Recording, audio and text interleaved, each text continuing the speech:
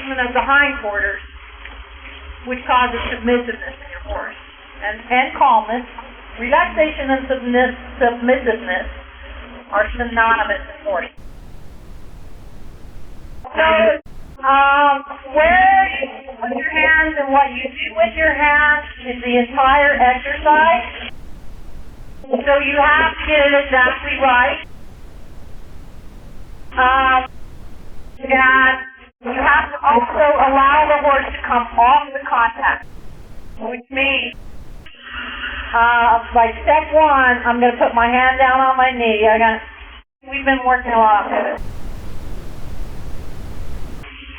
So I want to see if I can get him in a circle instead. So step one, you're going to put your hand down on your knee, keep your hand in a stationary place, and just flutter the rein until the horse turns his head enough that you can see the inside of his eyeball. So let me show you again. So hand down on your knee, flutter the rein until he bends his neck just right there enough where I can see his eyeball. And I don't keep fluttering the rein, and I don't keep contact on the rein once he bends his neck. So the idea is that he will stay in this circle, and he will come off the contact of the rein. Does everybody understand what I mean by that? Okay. So one reason why your hand is anchored here is to allow him to release the contact. So my hand is not anchored. When he moves his nose, your hand goes back. It never releases the contact. So that's not, so we allow him to put slack in the rein. So that's step one. Might have taken you 3, 4, 5 circles, might have taken you 1 circle to get the response you wanted. Step two, I'm going to lift my hand straight up, still out over the knee, and what this does is bring the bend back into the shoulder of the horse. And you'll feel him lift his shoulders a little bit.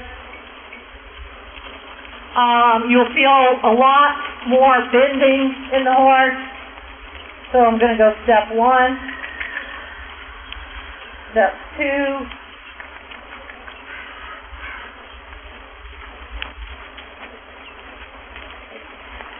your horses probably aren't going to be falling into a pivot. They're going to stay on the circle. So here I am in step two.